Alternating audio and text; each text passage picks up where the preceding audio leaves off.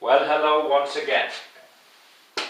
This is me, Leonard Wells, broadcasting as usual from HASLINGDEN, 30 miles or 50 kilometres due north of Manchester in the UK, on October the 17th, Monday, October the 17th, 2011. This is part 23 of my series, The United States of Europe, which is my dream. And we're going alphabetically through the 27 countries which currently comprise the EU.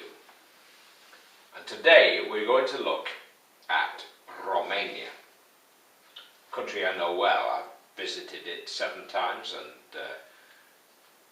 was only there a few weeks back, and will be going again soon. My girlfriend lives there in Bucharest, so I have a personal interest in the country. It's a very beautiful country. It's almost the same size as the UK, and yet has only 21 million people. So almost the same size, with roughly a third of the population. We have 62 million, they have 21. So almost the same size with a third of the population of the UK. So there's plenty of open space. And apart from Bucharest, it never feels crowded or congested. Now, situated where it is, it has a coastline on the Black Sea, big port Constanța, where you can take ferries down to Istanbul, and ships can go through into the Mediterranean and so on and so forth. And of course it's on the Danube. The Danube River runs through Romania and Hungary, and has played a big part in history. Romania, where it's situated where it is, has been attacked from every direction by the Mongols, the Tartars, the Hungarians, the Turks, the Ottoman Turks, by Germans, Russians, Austrians. Everybody's had a go at Romania, and its size and its territory has changed dramatically over the years. Sometimes it loses some, sometimes it gains some. It made a mistake in 1939-40 by siding with Germany. One of the reasons it did so was that Russia had taken a chunk of Romania in the previous decades, and Romania wanted to get it back. So Antonescu, the leader at the time, the dictator, decided to side with Germany in order to get it back, but it didn't work. What did happen was rather unusual, because when Romania realized that the Russians were winning and it couldn't resist the onslaught of the Russians, it decided it wanted to make peace. The leader asked Hitler, could he prevent the Russians from overrunning Romania? When Hitler said no, he decided to make peace with the Russians. At that point, the Germans bombed Bucharest.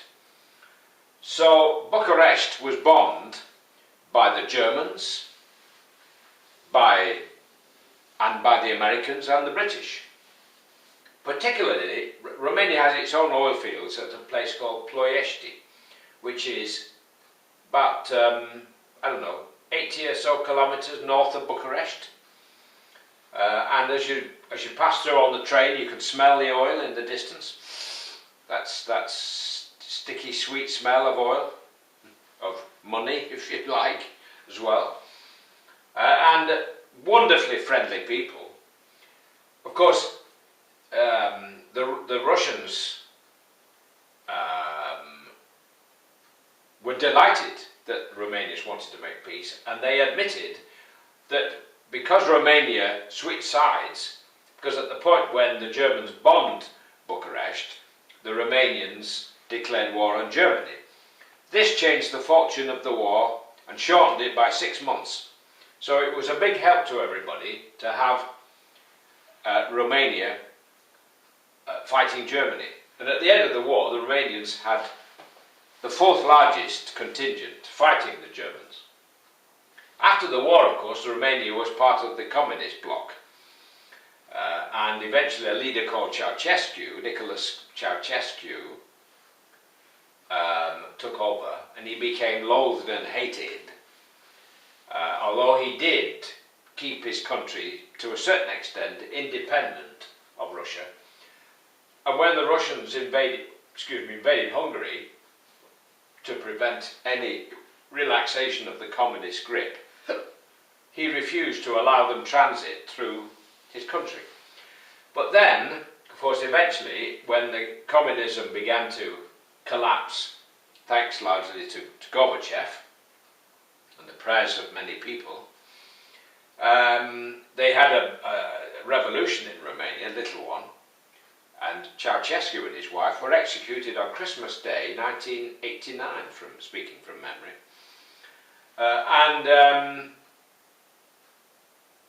That changed everything, and Romania eventually joined NATO and the EU. It's had troops in Iraq and troops in Afghanistan. Very religious country, far more so than we are now. Friendly, very friendly people. Unfortunately, they've got an awful lot of things, infrastructure-wise, to put right. Under Ceausescu, they built in Bucharest 86,000 blocks of flats, 10 or 12-storey blocks of flats, Russian style, concrete. And I have the hostel I use in Bucharest. It's only a small hostel, but very comfortable, warm, friendly, nice. Hostel manager, Constantine, very attentive, cup of tea, cup of coffee, anytime, makes breakfast for you and gives you advice and help you with your luggage, even arrange to pick you up at the airport if you wish. That's the Hosteltina. You can find it online, hosteltina.com. There are 86,000 of these blocks of flats. They certainly need upgrading. Most of the lifts are still the lifts that I think were in when the day they were built. I call them cardboard lifts because they sort of bend a bit when you get in, you know, they're slightly alarming. Of course, not long ago, Bucharest was hit by an earthquake in the 70s, and about 1,500 people were killed. It does have quite a number of quakes. The county called Vrancia is the one that gets most of the earthquakes. Now, Romania was once largely agricultural, and the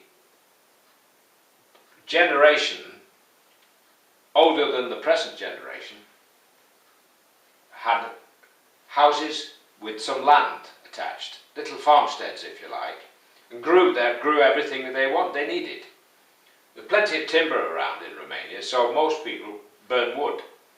And as you travel around Romania, you will see house after house with a stack of sawn logs stacked away in a barn somewhere, drying and getting ready to be used and burnt, all over the country.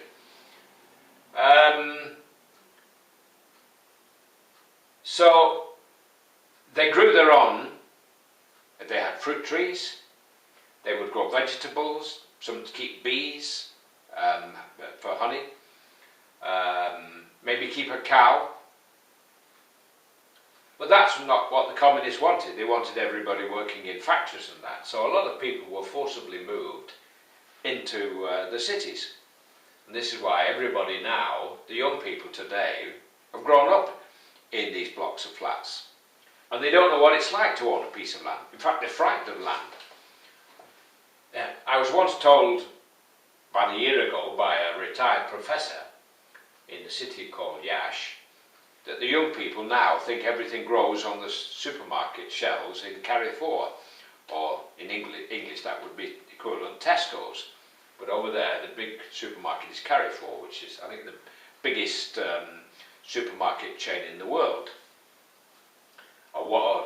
First or second, maybe Walmart in America is bigger in terms of shelf space.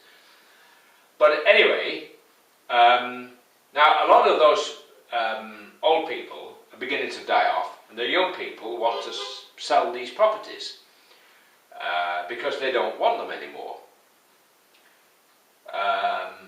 And you can get incredible bargains. You can buy a ranch for 30,000. A ranch, a house with acres. And it's not difficult if you're going to live there. Once you live there, there are no restrictions. If you want to live here and own land over there, then you have to form a company. But if you're living there, there's no problem.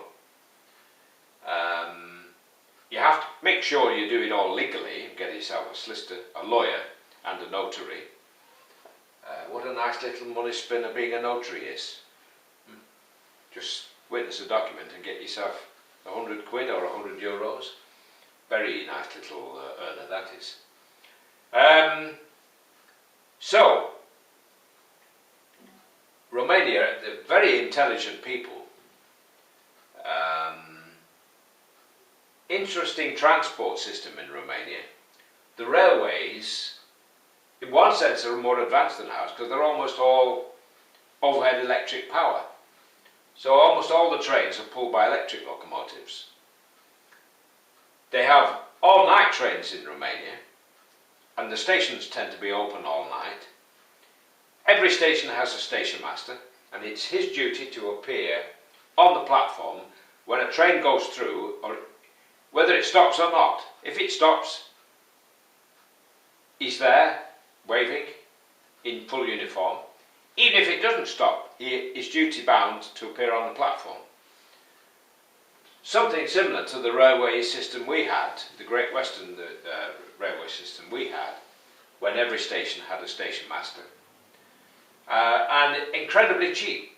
Recently, 4 of us, only a month or so back, 4 of us travelled overnight from Bucharest to the far north, 300 miles, one way back, mind you, for about £60. Well, God knows what they would have charged you in England to go, say, from London up to Aberdeen or Dundee or Inverness. Can you imagine what it would cost?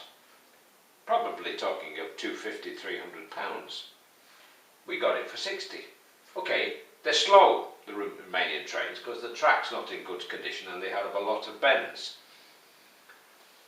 Which is one of the problems we had with our railways, too many bends, which keeps the speed down. Of course, it was the idea of all those bends was to avoid the land which they couldn't buy. They would have preferred to have gone straight, but it would have meant buying up land where maybe the owner didn't want to sell it, so they had to go around it. So all kinds of historical reasons why these things are the way they are. Nevertheless, the Romanian people have a cosy relationship with their railways. For a start, they don't have platforms at train height like we do. So getting on board a Romanian train, you have to kind of abseil. It's like going up a ship's ladder at the side of a ship. And getting off can be equally hazardous. You have to jump a bit, you know. But you're allowed to cross the tracks. There aren't any footbridges to get over the tracks, to reach another track, to catch a train from that track over there, say. And there aren't any passages underground like we have at some stations. So everybody just crosses the track, unless the train's going from the track on which the station buildings are. Then you just stay where you are and the train comes in and you get on board. But if it's the next track along, and when you look at the timetable, it tells you which line it's on, which track. And then people cross in front of the train as it's coming in and it's blowing its horn and everything. Over here, you get fined £1,000 just for looking at the track, if you dare to ever walk on it. Who is right? I don't hear many reports of people being killed crossing the track in Romania. In fact, I seem to hear more reports of people being killed in the UK. So, It's a beautiful country. Bucharest has been ruined by the motor car, like many big cities. But transport's good there. They have a tram system, which I love. Alright, the trams are a bit ancient, they could do with modernising, but they're cheap and they run 365 days of the year, from early morning till late, from about 5 AM right through till midnight.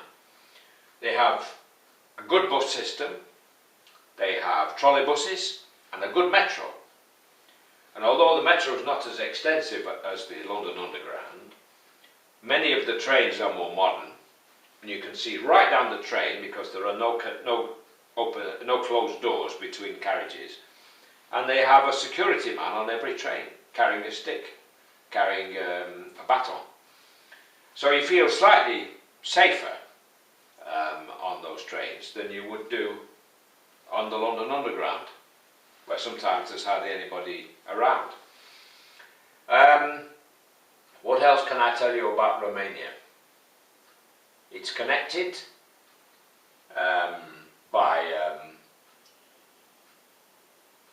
the railway lines. There are trains every day which go through to Moscow, to Sofia and Istanbul, to Vienna, to Budapest, and down to Greece. I fly there on either KLM via Amsterdam, Air France via Paris, or Lufthansa via Munich or Dusseldorf. Quite reasonably priced. You can have a very, very good holiday in Romania.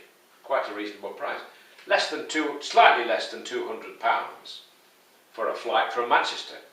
Probably even cheaper than that from London, although I haven't looked at the fares for London. There are some cheap airlines that fly from Luton or Stansted, I can't remember precisely which. I think it's Luton. It is Luton. And they fly to 3 or 4 airports in Romania. Bacău and Cluj-Napoca, as well as to Bucharest.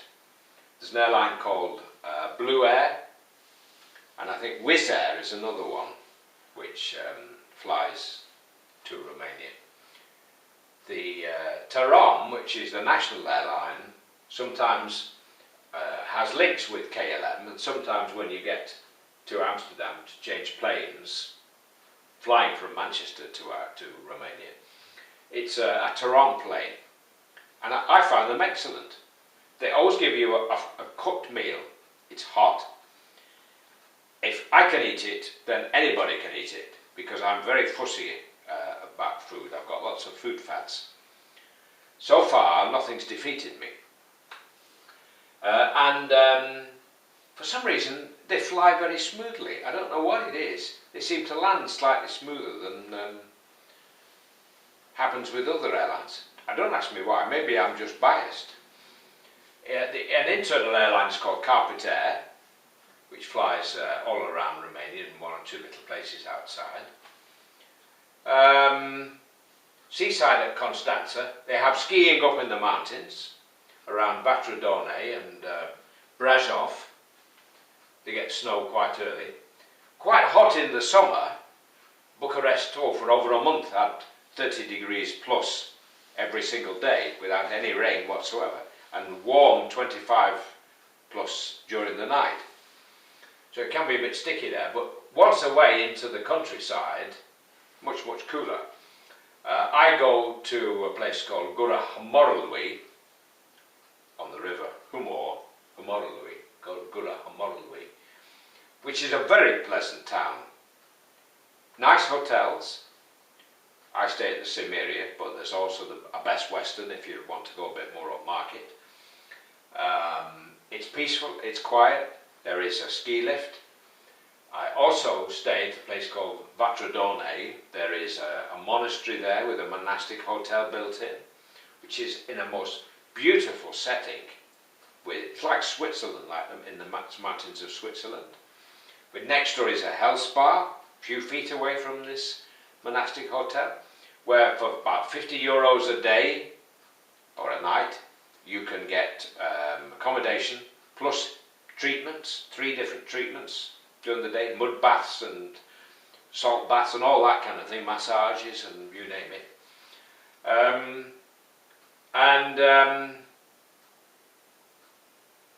Not much more I can say. I've waffled on for a long time.